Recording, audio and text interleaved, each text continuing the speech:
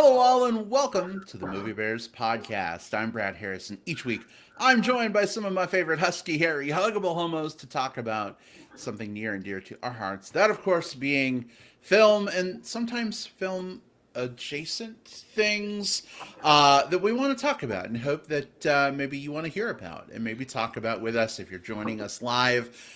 Welcome and hello if you're joining us from your daily commute to work or maybe while you're out walking the dog listening over Spotify or Apple Podcasts. Hello to you too. And if you're joining us some other way or at some other time, you know what? We're glad you're here too. So welcome. This week we are going to be talking about something that in my mind is really a film in 7 parts. I'm anxious to talk to my co-hosts and see what they think about this. But we're going to be discussing the new Netflix original series, Queen's Gambit, starring Anya Taylor-Joy, among others. But before we get to that, let me introduce my co-host. Jim Pugliafco is with us on the show. Hey, sweetie, how are you? I'm doing good. Thanks, babe. I'm glad to be here. Excited to talk about this series. It's a little bit out of our box tonight, but with movies being kind of in a weird spot right now, I think it's a good time to talk about this one. So I'm excited. All right. Well, I'm very glad that you are excited as well. Will Lindis is also here. Will, how are you? And are you excited or maybe not so excited to talk about Queen's Gambit? Very. Hold on. There we go. I had some weird feedback issue going on, but I fixed it. No, I am very excited for this one. This is one that a lot of us, and by a lot of us, I mean a lot of people in the world, got to enjoy during that kind of that push from end of October through the holidays. And I know a lot more people, like over this extended kind of Christmas and New Year's break, have had a chance to sort of catch up on it. So yeah, I'm really excited to talk about this one. I have some good thoughts on this one, some maybe not some hot takes, but I do definitely have some takes. So yeah, I'm ready for this one. All right. Well, excellent. Glad to hear that both of you are jazzed to talk Queen's Gambit. I'm excited as well. For those who are joining us live, feel free to share your thoughts, your opinions, and anything else you may want to share that, you know, is appropriate and you don't mind having out on the internet. We would love to hear your thoughts. So feel free to drop those in the chat. If you are listening on digital tape delay, again, Spotify, Apple Podcasts, Stitcher Radio, whatever that may be, we'd still love to hear your thoughts too. So feel free to send those our way on Facebook or Twitter, however you follow us on social media. Let us know what you thought of Queen's Gambit. That said, before we jump into the discussion, I feel like we should probably give a little bit of a warning.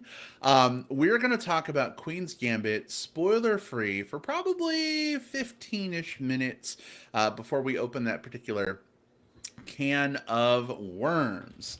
So if you haven't seen Queen's Gambit yet and you value your innocence where the plot of that show is concerned, not to worry, we will give you fair warning before we really dive deep into our spoiler section of the review. So if you're kind of on the fence about watching this one, you haven't seen it yet, you want an external opinion, A, we're honored that you value yours. B, we'll tell you what we think. But C, as we always say on this show, remember, as fun as it is to talk about movies and share our opinions don't mean a bean. Is that a thing? I don't know. But our opinions are not necessarily your opinions. I think I was going for don't mean a can of beans. I'm going on 16 hours in this office today. Or a hill of beans. A hill of beans, a can of beans, a single bean, a black-eyed pea. There's a lot of things that it doesn't mean unless you watch the movie for your own damn self. That's right. Exactly. So form your own opinion. But if you want to hear ours, we're happy to give it. Pete in the chat says, hello, fellas. Hey, Pete. Glad to have you join us on the show this week. Hello and welcome. Looks like we've got several folks with us already. Howdy. Feel free to say hi. But Jim and Will, are you ready to get into some Queen's Gambit? Yeah. Let's go. I'm ready. Yeah, my pawns are ready to advance. Let's do this. All right. Well, I'm gonna castle. I don't have any good chess puns, but you know what? That's Opening. okay. Let's go with E4. Here we go. Our discussion of Queen's Gambit.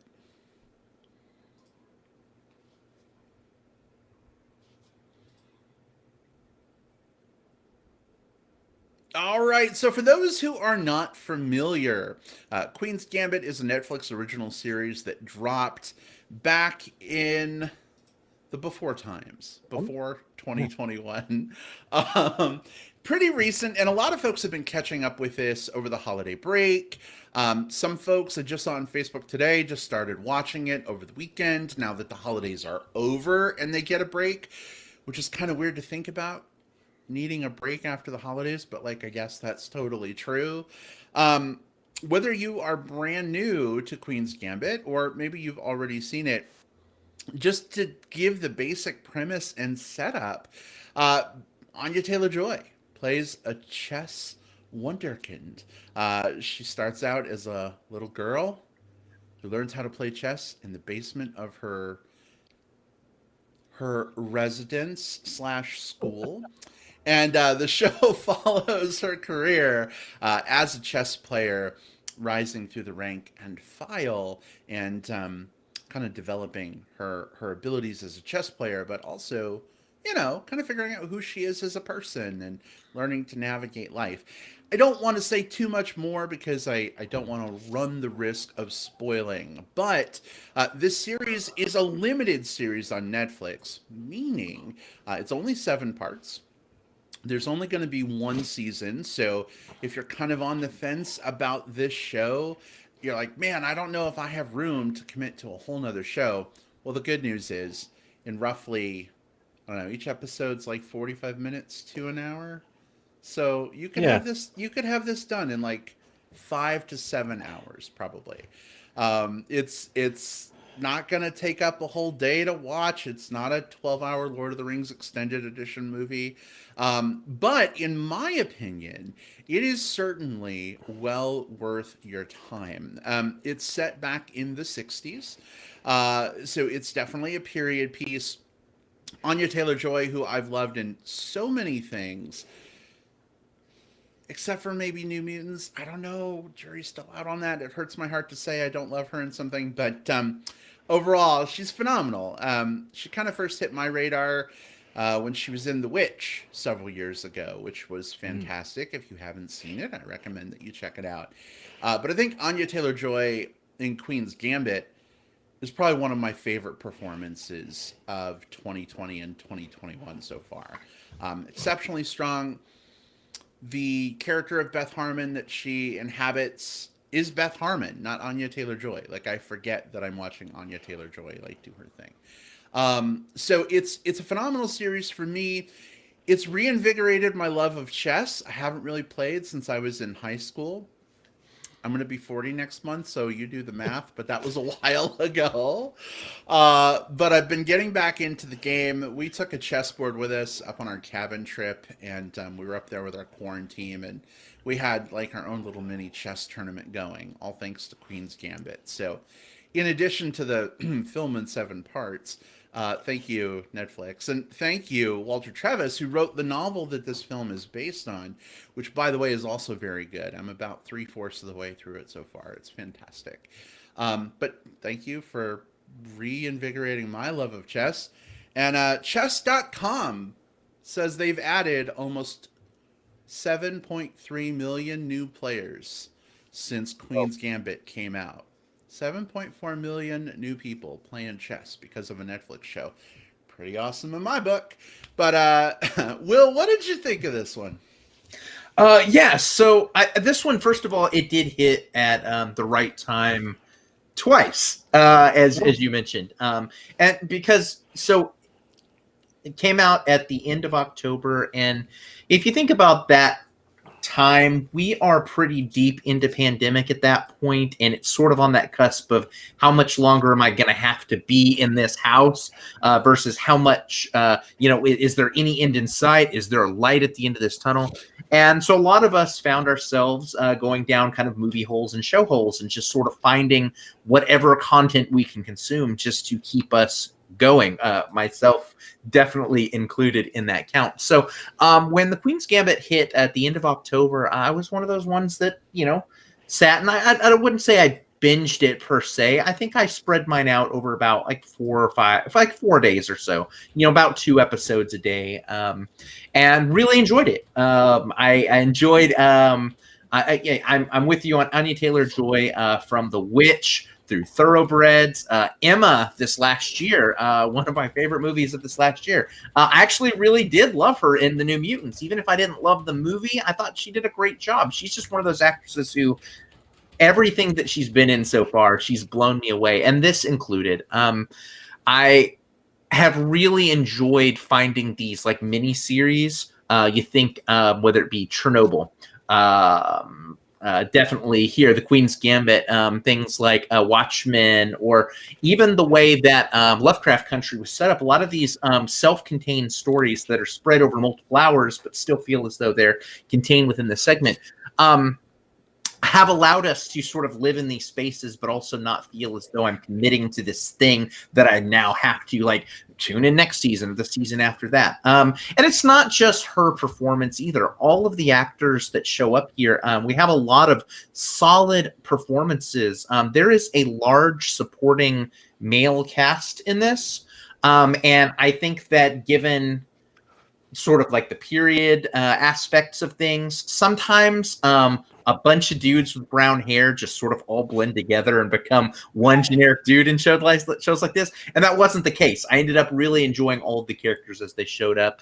I also very much enjoyed the way that the chess was displayed on screen. Like, chess has the potential. It's fun to play, but it has the potential to come across as remarkably dry on a television show. But it doesn't. The games have like the tension of like a like when you're watching like a sports movie and it's sort of like bases loaded. Are they going to hit the are they going to hit the grand slam to bring everyone home? Or are they going to strike out? Like every fucking chess game has that same level of tension, whether it be just a super small one between two friends or something with bigger stakes. So yeah, I can't recommend the Queen's Gambit highly enough. I think most people either caught it during that first run, or like you mentioned, kind of in that run between Christmas and sort of now, where you're sort of on the other side of the holidays, but you still have a little bit of time. Maybe you've gone back to work, or maybe you work heavily in retail and you're just kind of now catching your breath afterwards and need something to unwind to. I'm noticing like a second wind in this with a lot of people, and that's exciting because this show definitely deserves it. Well, 2 very strong recommends so far. Will, thank you for sharing your thoughts. Jim, we'll get to yours here in just a second. Before we do, though, we have some comments from some folks in the live chat. Ben Woolley says, "Hi, sexy bears," with that adorable little bear emoji. Hey, Ben, welcome. Good to see you. Hey, Ben! Bill Zanowitz from the Comic Book Bears podcast. He says, "Hi, fellas. Good to see you, Bill." Hey, Bill. And Tony Gilkinson says, "Whew, I binged 6 episodes last night and finished it this morning." Whoa. I was watching Tony on Facebook last night. He was like, "You guys are reviewing this tomorrow. Maybe I'll just binge the whole thing before the show." And I'm like, that's a cool thought, but like, I'd be mondo impressed if he was able to do that. You did it, Tony. Wow. Mondo impressed, Tony.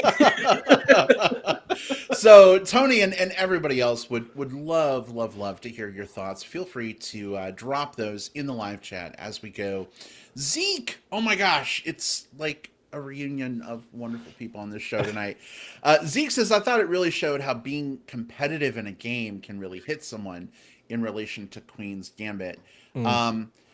Zeke, you could maybe ask Jim, but I think it's brought out the competitive streak in me too. I've been getting really self-frustrated with some chess when I make some really terrible blunders, and Jim can hear me swearing in the other room because I'm playing online. But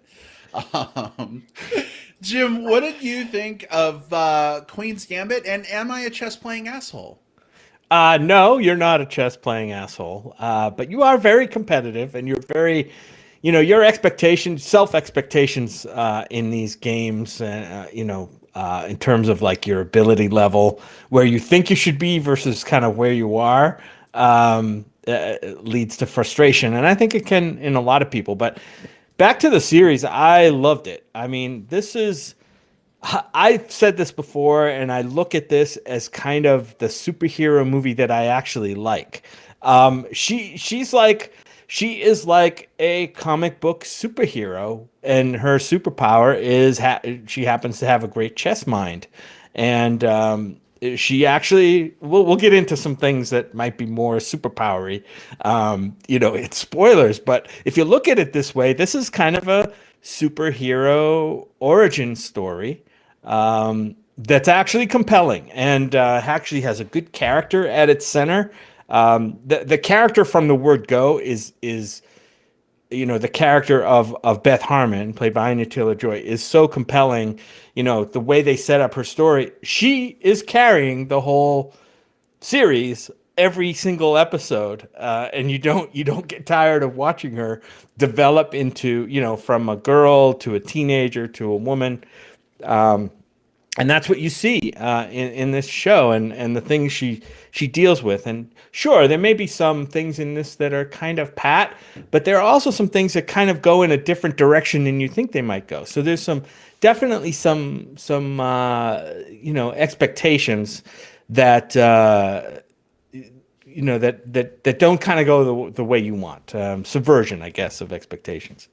Will, you mentioned she's supported by a big male cast in here, which I think do a wonderful job. But there's some amazing female support in here as well. We've got Moses Ingram, who plays Jolene in this, her friend Jolene in this series, who is a kind of a great character. She kind of gets a cherry roll here, and we'll talk about that in spoilers too. But it's hard not to like that character, and also we've got Chloe Peary, I think is her name, as Alice Harmon, Beth's mom in the. Well, wait, I'm not sure I have the right actor. No, I'm sorry. No, you're thinking Mariel Heller. Yes. Sorry, I have the wrong. Okay. I'm thinking Mariel Heller, who plays Beth's mom. We'll get into some of that stuff in spoilers too. But here's what I liked about this movie also is the chess. People are going to look at this. It's like, oh, there's a chess series. I think chess is, like you said, Will, it's kind of dry. It's boring. They're going to get into a lot of chess stuff. I don't know chess. It can be an intimidating game as well to people who don't know it, and that's fine. But this movie doesn't dive too strongly into the moves and the strategies of chess. This is really a drama series, and it's about the character first and foremost. And I think that's what drives this. And yes, the elements of chess that are in this movie, I think, are done well enough to please everybody, from the folks who don't know anything about chess to the people who know a lot about chess, and they can pull a little bit out. And I think it appeals to that wide audience. So yeah, I really loved it. I can't wait to get into, talking more about some of the elements of this with you guys and spoilers. You mentioned Mariel Heller, and she was absolutely one of the scene stealers of this movie as Alma. I loved seeing her in this because so she is an actress / director, and we've actually talked about some of the films that she's directed on this show. She's the one that gave us movies like Diary of a Teenage Girl. She gave us Can You Forgive Me? And also It's a beautiful day in the neighborhood. It's a beautiful day. That one. Beautiful Day in the Neighborhood. The Tom Hanks, Mr. Rogers movie. So I loved seeing her in this because you sometimes see this trajectory with actresses or actors who start to transition into directing, and then they just sort of stay in that lane. We're seeing that pretty famously right now with Jordan Peele, who's recently come out and said, I'm not going to be taking any more acting roles. I'm done with acting. I'm now shifting full-time in directing, which, I mean, one, I'm all for. I want to see more of his movies. I love it. But I love that Marielle Heller is someone who I think could be on that same trajectory. Those last 3 films I mentioned are critical and commercial darlings, but seeing her still say, you know what, but I also want to get in front of the camera and flex those muscles as well, and to do it as damn good as she does here, it was just so refreshing. Yeah. Right. And I like her character is one of those kind of like unexpected turn characters in this series, and we'll talk about that, but I just kind of grew to love her character as the series went along, and she just, you know, played it so well, and yeah, I think, you know, like you said, Will, it's great to see them like pull it back a little bit and get back into kind of the nuts and bolts of making movies by acting and taking roles and taking you know, meaty ones like the one you have here, which is very meaningful in the movie, and making something really good out of it. You know, it's interesting, Jim. I think back to some of the conversations you and I have had about just like movies versus TV, right? And I've mentioned before, I tend to prefer television shows over movies because they really give you time to like get to know a character, get to know the supporting characters, right? Kind of flesh out their motivations for things. The problem with TV shows is a lot of them have their eye on running multiple seasons. And so you have filler, you have all these things happening that aren't central to the main story, and it takes you too far afield. I think these like 1 season limited series have hit the sweet spot for me in terms of like, you know, media storytelling at this point. Like, Queen's Gambit is just such a great example of how, you know, you can take a really awesome idea, get a really great cast together, still accomplish a lot, breathe a lot of life into these characters without it being like, well, we got to save Beth Harmon for season 2, so we better, you know, do this and do that and do this. And I think a lot of times those things can hurt the narrative. So I really loved the short form of this. It's like a short, well, it's like a really long movie, but like a really short series. It just it's in that perfect gap. I was curious, Jim, for you, because you tend to prefer a quick like 1.5 to 2.5 hour in and out encapsulated thing. Right. Did the 5 to 7 whatever hour runtime take away for you or help? No, I'm with you there. I think this, you know, when done well, these limited series are great. I find that when there's multi-seasonal series, you know, you get me in season like 2, 3, 4, unless the series is really on top of their game, like something like Game of Thrones or whatever, that kind of really draws you in and has new storylines developing all the time. It can get to be kind of one note because they kind of beat the drum the same way, you know, just with the same characters every season, and it gets a little bit stale. Here, you're in it for the whole 7 episodes, the 1 season. It feels like an in and out. And I got to tell you, like, you know, if this thing is maybe 6 hours long, it doesn't feel that long. It feels very short. It's like we were watching it, and I'm like, oh shit, we're on episode 6 already. I mean, this thing's gonna end. It really flies by that fast. That's how immersive it is. You know, it's funny, Brad, because I think that you and I come at this from very different angles, but we land in the same place. Because I usually prefer the movie experience over the television experience, because with a lot of television shows, you get this sort of Flandersation effect. And Flandersation means that, like, the more and more that you tell one character's story, the more and more they're more likely to become a distillation of their most extreme traits. It's where you get characters who are, like Homer Simpson's a great example of this. He's early episodes of The Simpsons are very, Homer has a few more notes to him, and you look at kind of Homer Simpson now, and he's just dumb dad goes dough, and the same notes all the time. Yeah, and you see that a lot of times with television shows. It's less a matter of like they're like maybe like holding off on a trait as much as like they finished a story arc, because that's what you're supposed to do in telling stories.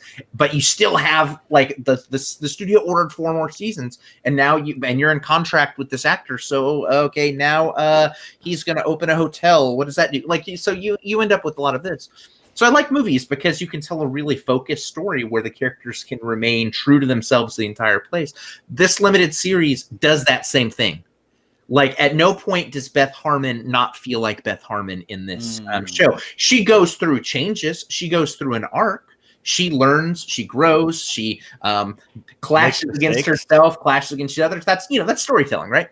But it always feels like it's a very true version of Beth to both the moment and to the story that they're trying to tell from moment 1 to the end of that last episode. So I land in the same place as you, Brad. This is a really like the runtime didn't bother me at all. It's a very it's a breezy for being about chess. It's a breezy watch, but it's always compelling.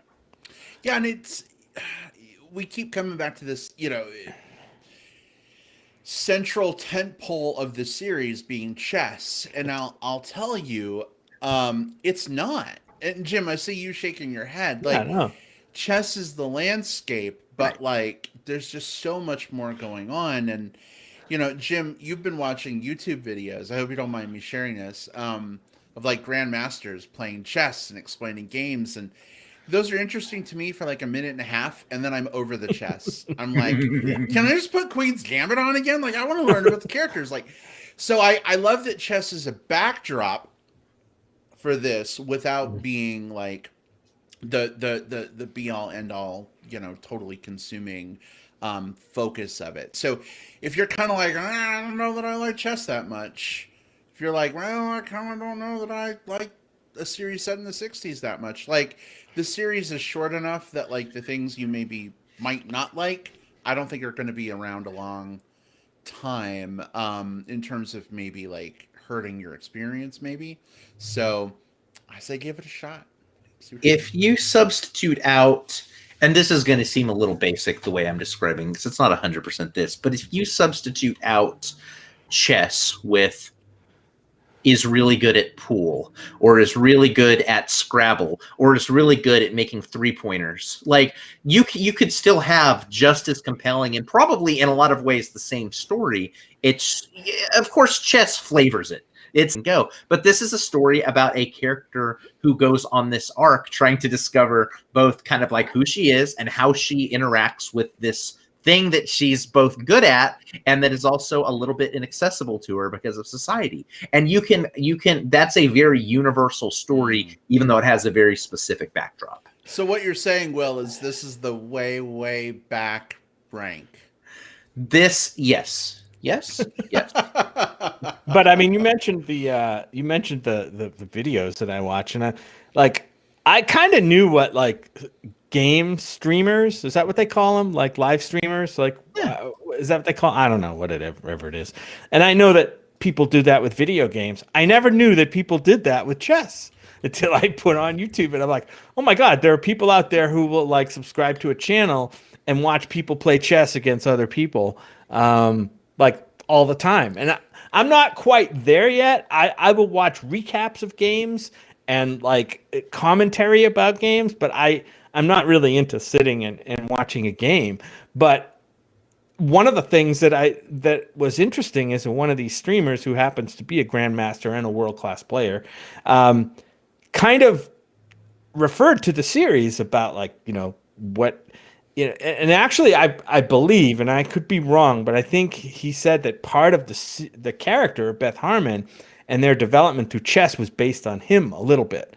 And we can talk about that a little bit too, but he also mentioned that like just kind of the effects on the chess playing community that this show has had. like you mentioned about how many, Brad, I think you said at the beginning, like 7 million plus new people have signed up for chess.com. But they mentioned like around Christmas time how hard it was to buy a chessboard and a chess set to give as a gift, because this series exploded right before Christmas and everybody went online. And these places that provide these things like sold out so fast. Yeah. That it's just created a huge boom in the business. It's so true too. Like, I know we want to get to spoilers, and we will, but like, I have a Harry Potter chessboard, and Harry Potter's a little problematic these days. So I was looking for like maybe a different kind of chessboard to get you for Christmas, babe. Yeah. And I couldn't really find any. And then I found a Godzilla chessboard with like kaiju chess pieces. And I'm like, that's perfect. The board and pieces together were $1,100 for the set. Yeah, anything you could find was super top dollar. Yeah. So I'm like, well, I guess we're playing with the Harry Potter chessboard for a while. I've got some show and tell, because I got a chessboard for Christmas. Ooh. Oh. And mine is Lego chess set. It's a nice. It's a massive chessboard. It's like 1,500 pieces, but yeah, wow. And the little thing is actually its own little like carrying case too. Like you can put the pieces in after you're done and take your pieces and your board around with you. So that's awesome. Yeah, it's an exciting time to be someone that loves games. I mean, as much as I love playing chess on chess.com, by the way, Eric B from Austin has kicked my ass like 8 times, but he's fun to play with. I enjoy playing so much more with a physical board sitting across from somebody compared to online. So I'm really happy that I get to do, both now. So OTB, man. It's called OTB, over the board. Over the board. Over the board. Yep. Got to get in the lingo too. Well, speaking of streamers, Zeke in chat says, for me, this show mimicked how I got into competition for video games in a way. How it catches Beth's eye. She becomes enamored with the game. Not that, Beth became a streamer. And Zeke, I don't know if you stream your game playing, but if you do, let me know, because I would watch. But like, when you have a superpower like that, there's certainly an element of like, I'm going to play in tournaments. Like, I'm going to be competitive. But like, Jim, I was watching one of those videos with you of that Grandmaster, and I'm so sorry, his name escapes me. But like, an alert popped up on the screen. Someone donated $10,000 while he was just like recapping someone else's chess game. And I'm like, I'm in the wrong motherfucking business. There's a culture right now that's developing, and it's a fun one, where you can join someone that is streaming like game content, like you see it. I mean, video games is sort of like the thing that you see, most often with. There's some Among Us streamers through Facebook gaming, or through Twitch, or through YouTube. And if you watch some of them playing over the course of a few hours, they're making hand over fist tens of thousands of dollars. People throwing money at them. A minute, you'll just watch but it's exciting because like the other aspect of it, and I think this is one of the things that Zeke was hitting on in the chat, is there is this like a decade ago or so, back with I was playing World of Warcraft a lot more than I play now, and we got like super competitive with our guild, and we would start like we became like server first for this, and like really pushing a lot of things, and you start getting into this like mindset with it, right? Where you are, it's not just that you're like playing a game with friends, but then also outside of it, you're constantly thinking like, okay, if we did this, would it improve this by a little bit? I'm going to look up some of these different things. We would sit and we would have like the equivalent of a whiteboard, and we would just sort of like mark out like, what if we moved here and do this on the next thing? And it really becomes this very different, like the important thing about that is it's this really different way of approaching a passion. It's like kind of optimizing and fine tuning like the small details. And it's such a fun way to do that. And, I do miss that in some ways too, Big. And I loved seeing, getting back to the show, you got to see Beth doing this all throughout it. It's not just that she's she is a person that is naturally good at chess, and that's part of the story. That's her superpower, her Avengers move, if you will, Jim. Yeah. But you also see that it doesn't just come because she just woke up and has a mind for that. That helps, but she also constantly thinks about it and constantly works on it and constantly reads. And I appreciate that. Like this does not, in no point does this diminish the amount of work that she puts into it. I loved seeing that all throughout this series. Right. And Absolutely. Brad, the Grandmaster's name is Hikaru Nakamura. Thank you. And he was the youngest player in U.S. history to become a Grandmaster at 15. Oh, wow. So he was a prodigy as well. So he spoke to the series kind of from a place of familiarity also. Yeah, That's awesome. and the number one player in the world is Magnus Carlsen. There is a documentary out that I watched last year called Magnus. And it is a documentary about him growing up as a chess prodigy in Norway, I think is from where he's from, and kicking people's asses at like 8 years old. Wow. This Hikaru, well, maybe I shouldn't have, but this Hikaru, the one who is a 5-time U.S. champion and one of the top grandmasters in the world. And he's often the highest rated blitz player on chess.com. He's a streamer. Incredible. He's a streamer. Incredible to watch. Like it, I like I said, I lose interest when it gets too complicated and too chessy, but like he's entertaining and he knows his stuff. So we have a comment in the live chat from Samir who says it was surprising to see how much this show got attention. Growing up in India, playing chess was kind of second nature. India produced so many grandmasters, and they still do. Yeah, yes. Such a huge game over there. I wonder. I'm sure this is out there somewhere, but like, there's got to be like a worldwide breakdown of where the most grandmasters come from. I'm curious if India would be near the top of that list, if not at the top. I'm sure there is, and there are legends. Just like any sport or game that's been ongoing for a while, there are legends whose names you just mentioned. A guy like Bobby Fischer, right? U.S. chess champion, or Boris Spassky from obviously the Russia or the USSR as it was back then, is featured prominently in this series as well. So yeah, India, absolutely right. Russia. I don't think the U.S. has had as many as those countries, other than like the notables like Bobby Fischer. So for reference, Jim, while you were talking, I just looked this up. Okay. By sheer volume, according to chess.com, Russia dominates with 2,559 titled players with a remarkable 243 grandmasters in Russia. The United States, for reference, has 94 grandmasters. So there you go.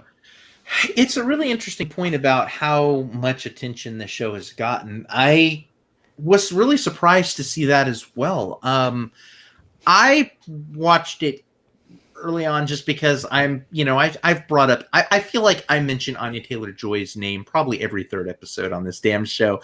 So when I saw that, she's on a Netflix show, I'm going to watch this, but I was very much prepared to come into an episode here, like 2 or 3 weeks later and say, oh, by the way, there's this little series on Netflix that no one is talking about. That did not happen. And it's interesting because I feel like there's a lot of circumstances that probably led into this. We've talked about the pandemic and just how more people are craving that type of content. I think that that's super vital for the show's success. The fact that the show is super good, obviously is a big part of that too. And I think also because there was an immediate connection that a lot of people had where they felt like, oh, I can download chess.com or I can go online and watch YouTube chess tutorials and I can interact with other people or another form of entertainment that I have. I've watched all the shows on my DVR. I've read all the books on my shelves, but chess, that's something I haven't done in a while. It's something I haven't done since high school. So I just love that there are a lot of these factors that hit at just the right time to make the show the not just success, but the breakout phenomenon that it was. Oh, for sure. All right. Well, we're going to go to spoilers next, but I wanted to get an answer to this question. Guys, I have the top 5 countries for chess ranked. We'll start at 5. We'll go to 1. You ready? Yes. Coming in at number 5 is India. So, Samir, right on the money. Way to go, my friend. Right on. Yeah. Number 4 is the United States. Interesting. Number 3 is Azerbaijan. Okay. Whoa. Number 2 is China. And coming in at number 1 is Russia. So there you have it. Top 5 countries in the world for chess ranked. Excellent. So, yeah. What's great is if you go to like virtual pub trivia, not real pub trivia, but virtual pub trivia, because again, pandemic, and that question comes up, and that question may come up because I would not be surprised if there were whole Queen's Gambit categories based on the popularity of the show. By watching this show right now, listening to this episode right now, you're gonna win your team all of those points. So you're welcome. You're welcome. Oh, goodness. All right. Well, Jim, Will, are you fellas ready to get to some spoilers for Queen's Gambit? Yes. Yeah, let's do it. All right. Awesome. So for those of you who may be watching, and we have quite a few of you on with us, hello again. Feel free to say hi in the chat. Share your thoughts on the show. But we're going to go ahead and take the lid off of this big old can of spoilers where Queen's Gambit is concerned. So if you haven't seen the show yet and, you want to protect yourself from being spoiled, feel free to, use this time to go watch Queen's Gambit, because I think it's a worthy investment. It sounds like we're all on board with that. And then maybe circle back on Spotify or Apple Podcasts, Stitcher, wherever you enjoy your podcasts, and listen to our spoiler review once you've seen the show. All of that said, awkward ramble over. Hopefully folks have had enough time to step away if needed. Spoilers are officially fair game. Jim and Will, I wanted to start because, Jim, you had mentioned kind of the superpower aspect of that. And I wanted to touch on that a little bit more. We really didn't mention it in the non-spoiler section, but, Beth is able to get drunk or take tranquilizer pills and see chess games played out on a magical chessboard on the ceiling. It's a metaphor, I think, representing what her brain is doing. What did you think of that mechanism as a way of sort of like demonstrating her power or ability? I thought it was when you first see it on the screen, it's pretty, how do I put it?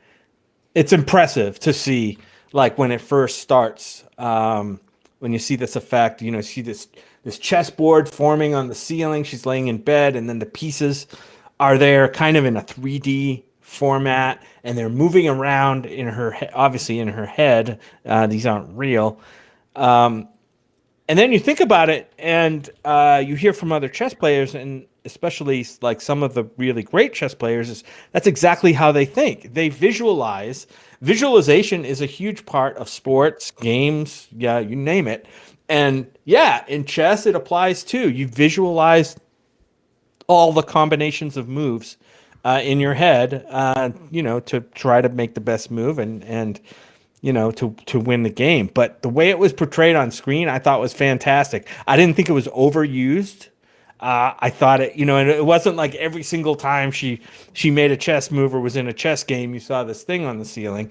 And for me, I thought it was wonderful. I thought it was a wonderful way to show that. Yeah, it's great for a few reasons. One, it takes something, again, like the actual subject of chess for a viewer could be very dry, but giving it this like visual representation, keeps basically the multiple scenes of Beth is thinking about chess and always makes them very interesting and very appealing and very something we can latch onto. But it also works as a character thing. And I didn't talk about this in the pre-spoilers because we were not spoiling things, but she tends to do the most of her visualization when she's on her tranquilizers or when she's drunk or when she's, you know, indulging in one of her addictions. And I like this, you know, we come back to the superhero metaphor a little bit. And I think what makes a really good Superman is knowing that he has a kryptonite. And in Beth's case, her ability isn't, again, it's not that she's really good at chess, it's that she's really good at visualization, and she's able to devote the time and the energy to play through hundreds of games over the course of a night to just practice and get iterations. That's her talent, but she indulges in, she's best at it when she's also in her most socially and personally destructive form of herself. And so all throughout this story, she has to battle, medicate. Yeah, she has to battle that, because it's definitely like a balance. She is, I think the show shows us in most cases, she's better at this when she does these drugs. But also we find out that it ruins a lot of her relationships. It puts her in dire straits, and in some cases even detracts from her ability to close on a few vital matches because of these destructive behaviors. That makes it all the more compelling. This is a story, again, not about chess, but about a woman who is navigating the world of chess, a world that she's not fully welcome in, while also having to battle her own demons. And that's a compelling character story. Yeah, she is a complex person. I mean, she is a fully fleshed out, complex person. I mean, she's got some significant issues, right? So she's orphaned at a young age from a terrible broken home situation. Gets put in an orphanage. The orphanage seems like an okay place. It's not kind of the orphanage from a Guillermo del Toro, horror movie or anything. This is, I think an orphanage where, like you would imagine a regular orphanage would be back in the 50s and 60s.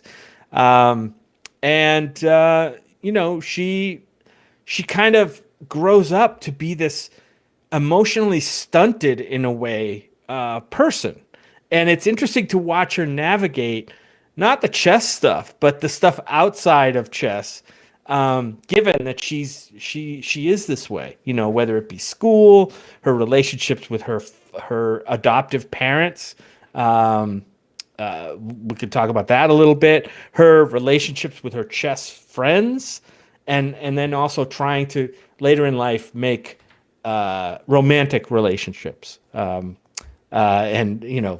having some varying levels of success with that. To me, that's the heart of where the show is watching this kind of damaged character navigate her way through life. And it puts her in some interesting situations. And all of that stuff felt completely like emotionally honest to me. You know what I mean? Aside from the chess stuff, I really bought into the way her character was. And even though she wasn't the greatest person, like, to people in her life all the time, but yet you still were 100% behind this character, wanting her to succeed. So that's a sign of some good character writing right there.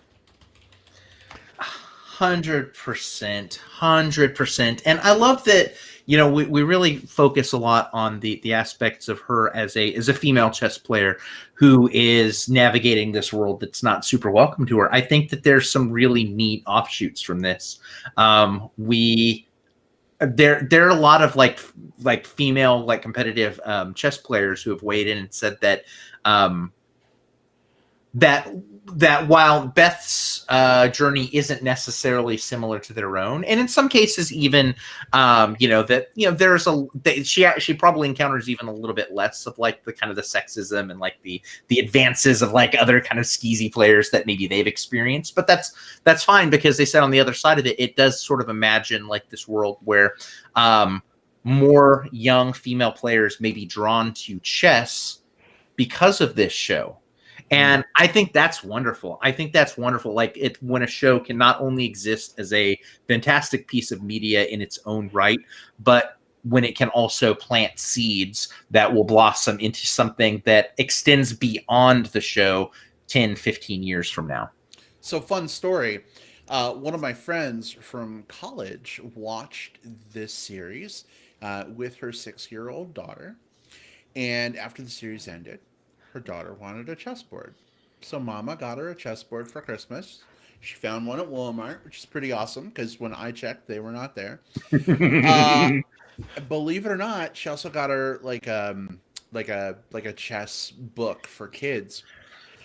She's been beaten 12 times by her 6-year-old daughter, who is apparently super good at like understanding chess. Yeah, kids can learn and pick that stuff up so quickly, and if they've got any kind of like analytical, bent to their mindset, I mean, they can really advance pretty fast. Yeah, and she said, she was like, I never would have known that like our daughter would potentially be good at a game like this. Whether she decides to keep playing it or moves on to something else, next year, who knows? But like, she's like, I probably never would have known that my daughter had a mind for chess and math if we hadn't like watched a series on Netflix. So that's kind of incredible. It's interesting. We talk about that sometimes when we talk about children's media on this show, which granted isn't a lot. That's not our focus and our bread and butter, but we do talk about like Disney, Pixar, or Leica, or movie or animation houses that make movies for children. And I think one of the points that we've brought up a few times is that children are smarter and more emotionally resilient and more capable of making some sort of big leaps in both logic and narrative and all of that stuff than I think a lot of times our media, like the media that we present to them, gives them credit to. We give them shows that are sort of like full of big loud explosions, and then we give them something that's a little more complex, like Inside Out. We talked about that a lot when we talked about like the emotions of Inside Out, and we find that kids can handle this sort of stuff. So I love that we've got that. I think that there's probably a lot of people who would say, well, chess is not for kids. Chess is for old academics.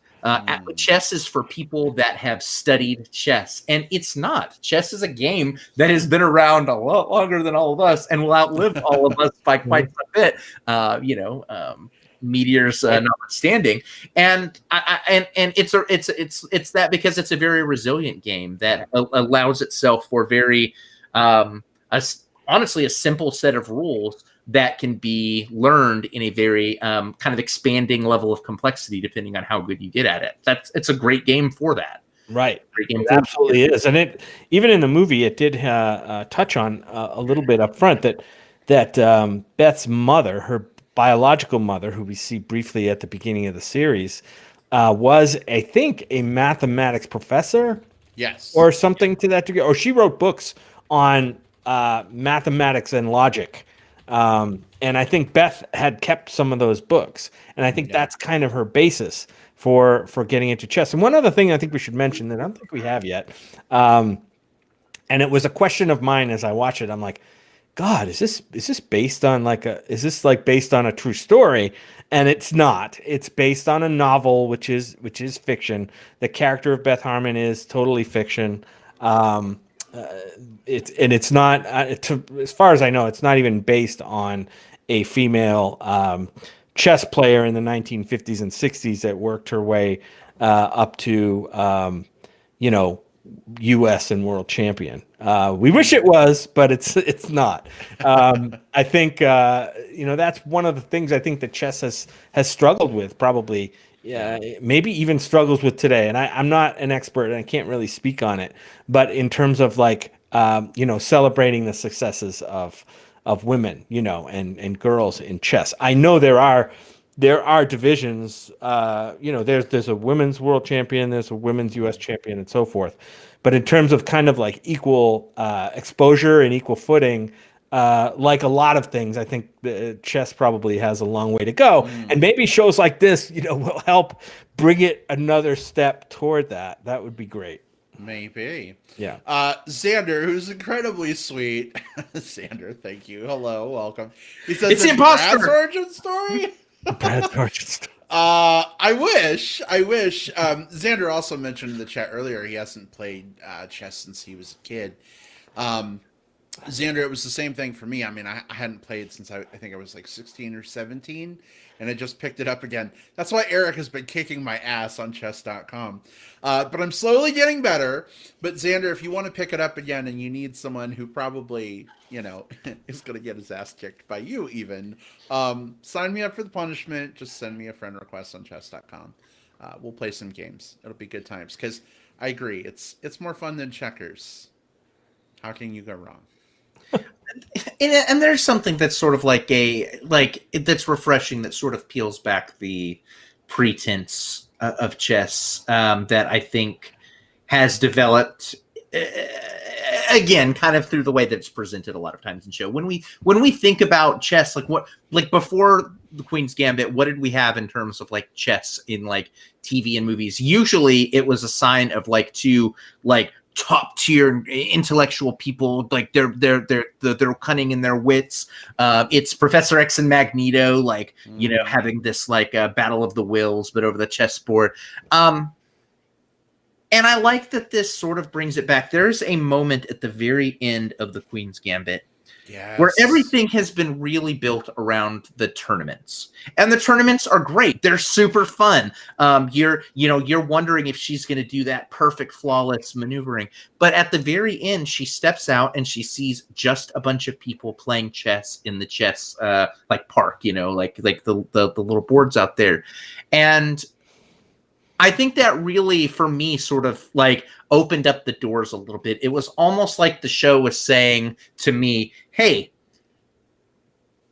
yes, this one character was like this like incredible talent within this world, but this is a game that's for everyone. This is a game for you, William, who played it a good deal when you were in like middle school and hasn't really touched it since. And it's been a little like, well, I'm probably like, I'm so far behind the power curve, I could never play it because that's all bullshit, right? That's all bullshit pretense that gets built up to us because of just the way that we consume these stories. And so I love that it really did open the floodgates and say, okay, now it's your turn. Do you want to play white or black?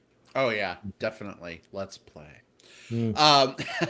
So I know that we're an hour into the show already and probably need to look at wrapping soon, but we've had a request in the chat from our good friend Zeke, who says, I can't wait to hear what you guys thought about Benny. And of course, the Benny character was played by Thomas Brody Sangster of Game of Thrones fame, of Maze Runner fame. I don't know what else he's been in that I've seen. I think that's it for me. But he plays kind of this. By the way, I knew a Benny in high school. They dressed the same. They acted the same. He was a chess wonderkind of his own as a kid, and right. And now he like wears leather and a cowboy hat, and he's like teaching people how to play chess. And he has group. That's what Benny's doing now too. That's what Benny's doing. Yeah. What did you guys think of the Benny character? I mean, he was kind of instrumental in Beth's journey. Did he resonate with you? He did. I loved a lot of the supporting characters. I love the Benny character for what he brought. He's kind of the hot shot that her relationship with him and getting to know him and learning was a learning opportunity for her, right? And I think that was great. And then eventually she ends up being better than pretty much all of them. I loved the Harry character played by Harry Melling, Beltic character. I just thought one of the emotional moments in the film was kind of toward in the series was, I don't know, maybe kind of 2/3 of the way through where he's like working in a supermarket, right? And she didn't notice him, and he's like, yeah, I know I'm not you. I don't have that drive, and but here you are, you have it, and you're kind of throwing it away because she was kind of at a rough point in her life. I thought that was a really great scene. I thought his character was really good. I also liked the Towns character. There was a surprise there, and I don't know. This is spoilers. I guess we could talk about it, but Towns is kind of a romantic slash friendship character for her, friend for her, and I loved his character, and And at the end, we even kind of get an Avengers Assemble scene. Yeah. We do. Around the telephone, which I thought was great. Again, another kind of nod to superhero comic book movies. Well, but I thought that was such an interesting parallel because, like, we see the Borgoff character. He has like a team around him. In fact, Of course, you know, when she's in Russia, like the Russian players, you know, the ones she's beaten are like helping Borgov to like plan out because they had to like, you know, it's this whole thing. But she's been such a loner throughout this whole, I almost said film too, Jim, this whole series. Like she lets the Harry Beltic character in, kind of, right? He lives with her for a little while, but she gets really frustrated with him very early and like pushes him away. And, you know, so it was kind of great to see her finally have a moment, and thank God Towns showed up and helped make this happen, where she's like, you know what? Yeah, I'm talking to these people on the phone. They're my Avengers. Like, give me your advice. Lay it on me. Tell me. And now she accepts these things, right? She kind of lets the love in a little bit, opens herself up, and ultimately she's able to see the game on the ceiling without booze, without pills. It was almost like that was the last thing that unlocked, right, her ability. So does she have a kryptonite anymore? Probably. I mean, you always struggle with addiction, right? But like now that she, not that I want another season of this, because I don't. It's perfect as is. Right. But like now she has the ability to do this thing, right, without having to engage in her vices. And I think that's so fucking awesome. 100%. I mean, and it all comes from each of these performers gave a lot to not just to the roles, but also to the culmination of this role for Anya Taylor-Joy. I love that whole thing can be seen both very literally. You know, these are a bunch of people that came into her life, and she calls on them Avengers Assemble style, and they go through all of that. That's literally what happens, and it's super compelling because of the way that it dovetails with her own, you know, kind of loner versus dependency need. But I also love it sort of as a metaphor for what it's like to get good at a thing. This is a person who is calling upon all of her past victories and failures, both on the board and in her life, and is using those to springboard into sort of this next stage for her. Each one of those people represents sort of like an epoch of her growth, and pulling them all together, we get to help see and with Jolene as part of that too, even though she wasn't in that scene. She's not a chess player, but she was able to make it there because Jolene helped catapult her that last little bit after she turns down the Christian Coalition money. So every single phase of her life that we see in the previous 6 episodes, a character from that is a part of this bringing Beth to where she's at right now. And I love that. It's just a metaphor for life. I want to make sure that we don't make the same mistake that the journalists in Queen's Gambit did, and that's not mentioning Mr. Scheibel, because he was such an integral part of Beth's journey. You know, he's the custodian / handyman at the orphanage where Beth is growing up, after her mom tries to kill both of them by driving into a truck. That character didn't have a lot to say. He was always frowning. He was always grumpy. But he was a fucking amazing force in her life. And it was really great for me in that final scene too. And she's like talking to the press, and, you know, she's in this game in Russia, and she's at the height of her popularity. And she's like, yeah, Mr. Scheibel taught me to play chess, and you better fucking print it this time. Yeah. It was great to see that come full circle. Even though the character had died, her and Jolene had attended his funeral. Like, she didn't have to do that. You know what I mean? But I think that says a lot about who she was as a person. Yeah, and I think it says a lot about the series. We talked about subverting expectations, and maybe it's bad of me to think that a film or TV show that has a young girl, underage girl character going down to the basement of an orphanage to play check, to meet up with the old guy who's a janitor at the school, and kind of the problematics that can be around that situation.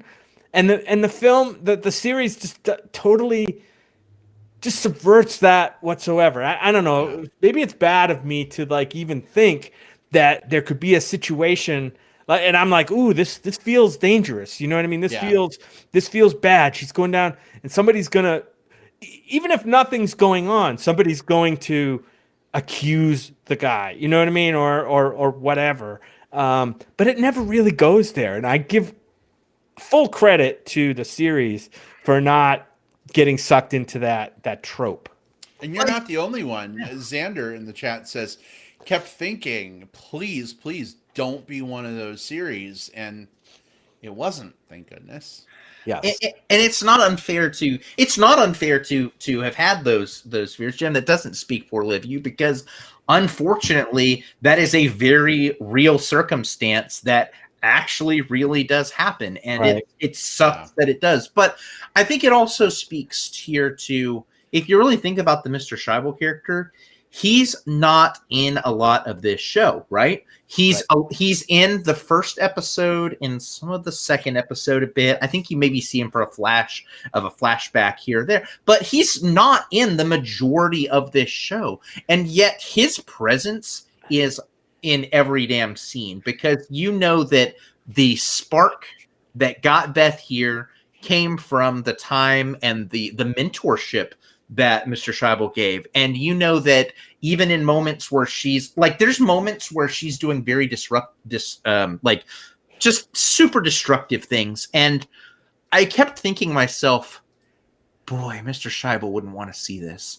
And it doesn't even come up on, it's like, she doesn't always say that. That's not a thing that comes up very positive. But his presence is so important to this show that he is in every damn scene, even if he's not in every scene. And that speaks to just how good a good mentor can be. I've had, maybe not necessarily like a Mr. Scheibel for chess, but, I've had those types of like leadership voices on me when I was younger. And I still think like I can think back to just like the 2 or 3 teachers in my life that gave me the most important lessons that I needed to learn. And those are so invaluable. And I'll still be thinking about those teachers when I'm 99. Yep. Yep. Exactly. Kevin Ryan. Hey, Kevin. He says it might be worth mentioning to people that love the series and are interested in reading the book that there are some disturbing scenes that were left out of the adaptation, by the way. Kevin, that's a great point. I mean, I guess spoilers for the book, but I'm 3/4 in. There was no like Mr. Scheibel like rapey. No, not on Mr. Scheibel. No. So it's not that. So if you're worried about that, I can tell you it's not that. But like other girls that she knows, young girls experimenting and doing things. I don't know. There were a couple things where I was just like, ooh, I feel really uncomfortable and this is weird to read about. So just be aware. I don't think it's like too gratuitous, but I mean, as Kevin says, there are some disturbing things that I'm actually glad were left out of the Netflix adaptation, because it would have been difficult. What did you guys feel? I know we're long, and maybe this will be the last point. What did you guys feel of the sexual fluidity of some of the characters in this? Namely, our lead character, Beth, perhaps, and maybe a supporting character or two. What did you feel of that? It wasn't given a lot. Yeah. It wasn't given a lot. This movie wasn't about sexual growth at all. But it did flavor the characters a little bit with kind of their sexual being, I guess. And specifically with the Towns character, I thought that was a pretty interesting scene. Yeah. It kind of took me by surprise. Well, so Towns, I guess, was maybe bi. He was there with what appeared to be a roommate / boyfriend, maybe. We don't know. It's not labeled. Yeah, it's not labeled, but I mean, the way he was dressed and the way he was acting. We had Benny's friend, whose name escapes me at the moment, but she lived in Petty, and she and Beth Harmon, it seems like could have gotten it on. Cleo. Beth's bed. Cleo. They came out of a bed. They came out of a bed together. Well, we saw Beth wake up in a bathtub in water. That's true. And Cleo was in bed, so we didn't see them in bed together. We didn't see them like kiss when she ran out of the room or anything. But There was I feel chemistry like, there, though. or Chloe. I think Zeke says it's Chloe. But do you think her and Beth? I think that Does it matter? Since the show didn't choose to explore that, for me personally, I didn't choose to explore it. Like, because for that same reason, I've gone like, in my 20s, I guess I can't do this anymore. But when I was in my 20s, me and my buddies would go and we didn't live in Austin at the time. We'd drive down. We didn't have a lot of money, so we would just get like there's like three of us. We would just get like a hotel room because we knew that we were going to go drinking downtown, but we weren't going to try to drive back 75 minutes to get back to our house.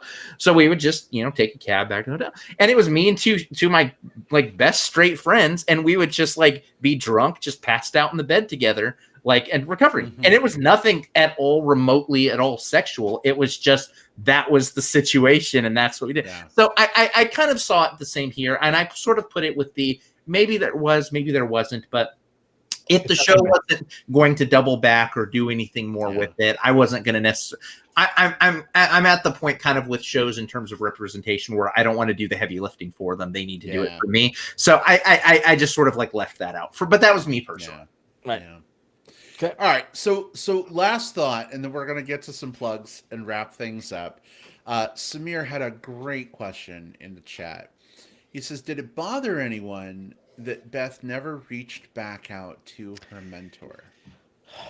I think it didn't. I don't know if it bothered me, but I think it flavored kind of the last episode scenes where they go to his funeral and he's brought up again. And I think there is regret there. There's a lot of regret. And I think you feel that regret through Beth's character.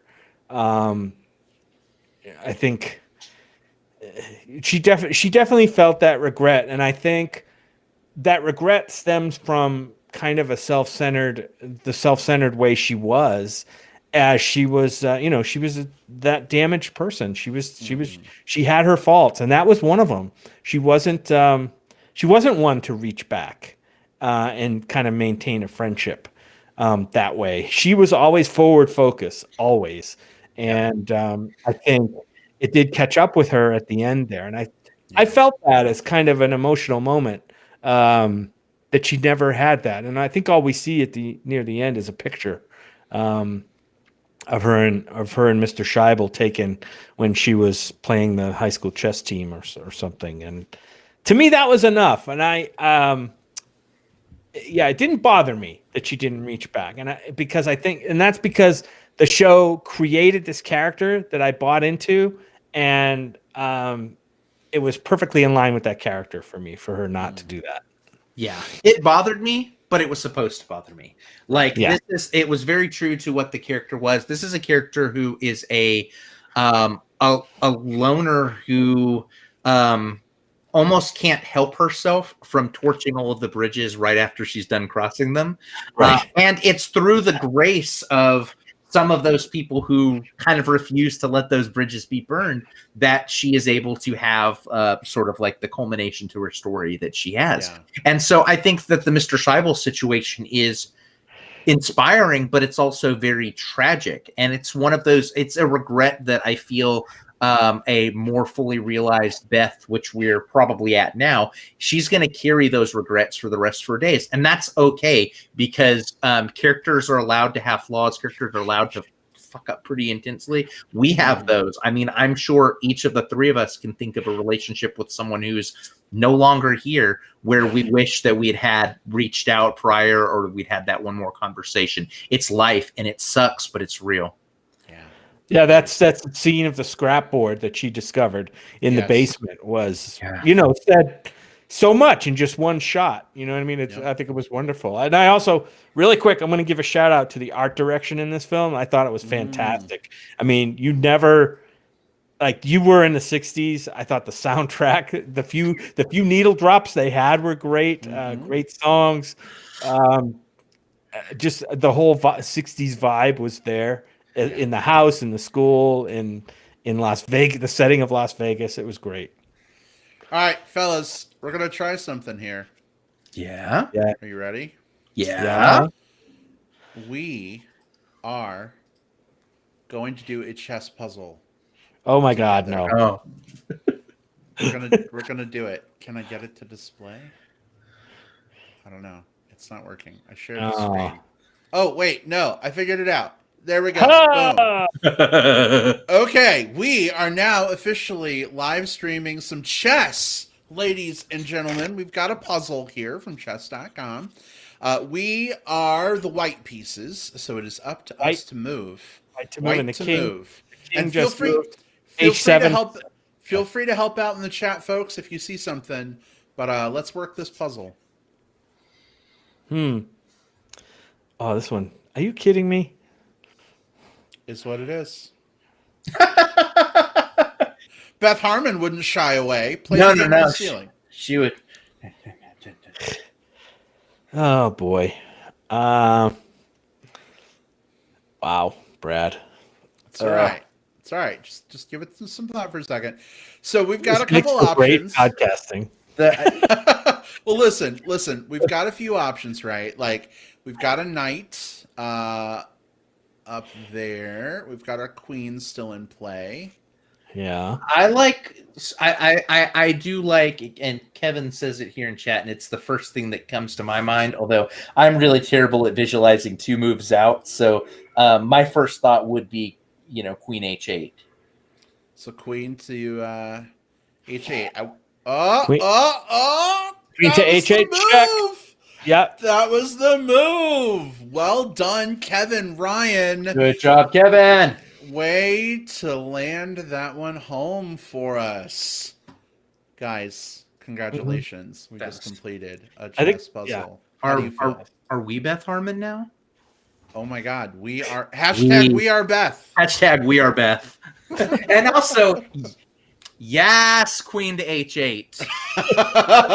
How fitting, right? That it was the queen, yes, queen, to get us across the finish line. Well, folks, this has been a fantastic discussion of Queen's Gambit. Really, really loved chatting with all of you in the live chat tonight as well, sharing your thoughts. Thanks for playing a little chess with us. That was an experiment. That was fun. We're going to go ahead and just give some quick plugs to wrap up this show. And let's start with Will. Will, what's something you want to put on our listeners' radar this week? Yeah, so this one's a bit heavier, but it's super good, super good. It's a movie on Netflix called Pieces of a Woman. And Jim, I saw you mouthing along, so I think you knew what I was going to say. We'll both plug this one. It'll say Perfect. There you go. So this is a story. It stars Vanessa Kirby, and she is a woman who is I'm trying to think about how to. Okay, she's a woman who is very, very pregnant. She's very, very far into pregnancy, and she's about to give birth to her child. And it follows what happened. This movie follows both her and her husband, played by Shia LaBeouf, her mother, played by Ellen Burstyn. What happened sort of during the pregnancy, during the delivery, and kind of in the period thereafter. This is a heavy movie that covers some pretty intense stuff. It's directed by a Hungarian director named Cornel Mundruszko, who he's done a few things, but he did White God a few years ago, which is also super stellar. This is, I think, his first English language movie. There's parts of the movie, just realistically, there's parts of the movie that sort of maybe sag a little bit in the middle, but this movie does the two things that I most want a movie to do. It gives me an opening 30 minutes that I could not look away from. It was just so incredibly gripping, and I think for the story that it was telling, it nailed the landing. So even if the middle sagged a little bit for me, it hit the 2 points that it most needed to hit. It's called Pieces of a Woman. Jim, you felt similarly? Yes. You're right, Will. This is a really heavy drama, but some really great performances. Vanessa Kirby's great. Shia LaBeouf. We're not going to get into anything problematic with Shia. He's had his ups and downs, but especially now. Yeah, he's also great in this. Ellen Burstyn. gives an amazing performance, and even Benny Safdie shows up in this, which like I was like, oh, yes, Benny Safdie. But the one person who shows up in here, Brad, that I mentioned is Molly Parker. She plays Eva, the midwife, and Nice. she's from Lost in Space series. So That's awesome. yeah, it's on Netflix. Pieces of a Woman. Yeah, if you're not hooked after the first 20 minutes, that like will have you almost sweating, giving birth yourself, then you're dead inside. So check it out. And I will say, content warning perspective, like there are some people that I think because of what this movie covers are going to have a hard time watching this. For a couple different reasons, and of course, I wish I had watched this movie before like the Shia LaBeouf like FKA Twig stuff happened, because you can't not think about just some of that shitty stuff when you're seeing someone on screen. But it's so content warning, but it's a good film. Yeah, I would going cold. Do not read any synopses, because I've read like an IMDb synopsis that spoils the movie or spoils a part of the movie. Go in as cold as you can. If this sounds like a real heavy, well acted, amazingly photographed film, kind of gets you excited, check this one out on Netflix without knowing anything. There you go. Well, Kevin Ryan, who has joined our quarantine here in Tucson, Arizona, he's hanging out with us for a while, says, I knew that was going to be Jim's plug. Very good movie that I'll have to rewatch to catch what I missed. Jim, did Kevin fall asleep or did he come in late? No, he came in late. So Okay. we could watch the first 20 minutes again. If I could sit through it again. That's the first 20 minutes. Okay. Oh. Well, sounds like a pretty solid pick from both of you. Thank you so much for sharing that and putting that on folks' radar. My plug for this week is season 5 of The Expanse. Came out just before Christmas, and the season wraps up, I think, first or second week of February. They released a batch of 3 episodes and then one a week since then. We are making our way through season 5. I'm a couple episodes behind, so no spoilers, but I'm enjoying the season quite a bit. I think the show is only going to have one more season after this. Amazon saved it a couple years ago when the Sci-Fi Channel was like, we're going to do what we do to every really good show we have and cancel it. Thank you, Amazon. Appreciate that. It continues to be one of the best sci-fi shows in creation. It's amazing in so many different ways. It's also one of the most realistic sci-fi shows. So it's pretty incredible. If you have not yet seen any of The Expanse, it's on multiple different streaming platforms. You can catch up with that and then watch the new season on Amazon. So hope you enjoy.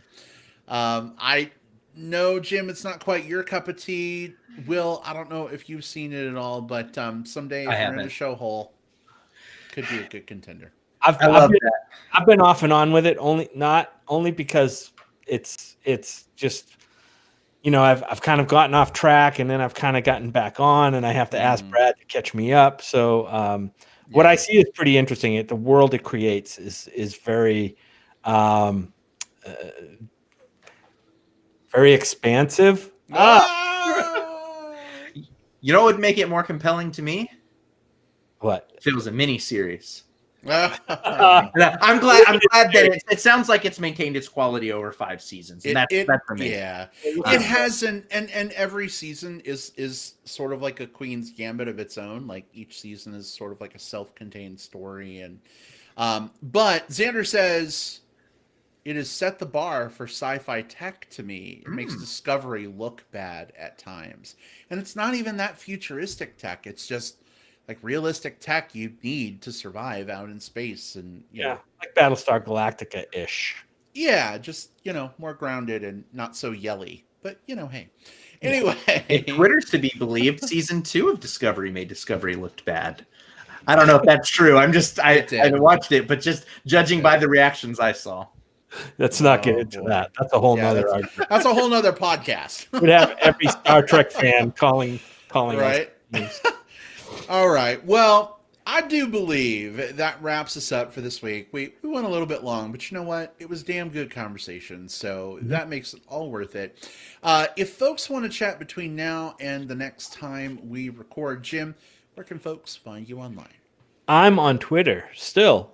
I haven't been booted off Twitter. I haven't had my account suspended or deleted, but like some other people have.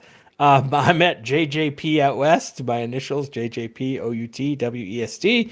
If you can stand Twitter these days, that's where I am. You can also find me on Facebook under my name, Jim Pugliafico. All right, excellent. And Will Indus, how about you? Okay, so you can find me on Twitter. I'm at Whatever Cove. It's mostly politics and movies chat there, so follow me if those are interesting things to you. You can find me on Facebook. Just look for William Lindis. Send me a message first so that I know that you're a real person and not a bot. You're probably a bot. And look for me on Letterboxd.com. I've logged every movie that I've watched for almost the last decade on there now. Holy shit. But just look for William Lindis. Give me a follow after you set up your account. I'll follow you back. All right, excellent. And you can find me under Facebook. Just look for Brad Harris. I'm the one with Chub Chaser Bear Friends, probably in common with you. Or on Twitter or Letterboxd or chess.com as iBradPro, which is right here on the screen. Just want to give a big thank you to everyone who joined us in the live chat tonight. Oh my God. Yes. We had so many amazing comments. It was great chatting with all of you. Lancelot, I see your note, how sad it is that we don't talk to folks in the chat. We did it all episode. You just came in at the end, my friend. But hello to you too as well. And we will see you all next time. Goodbye, everybody. Bye-bye. Bye.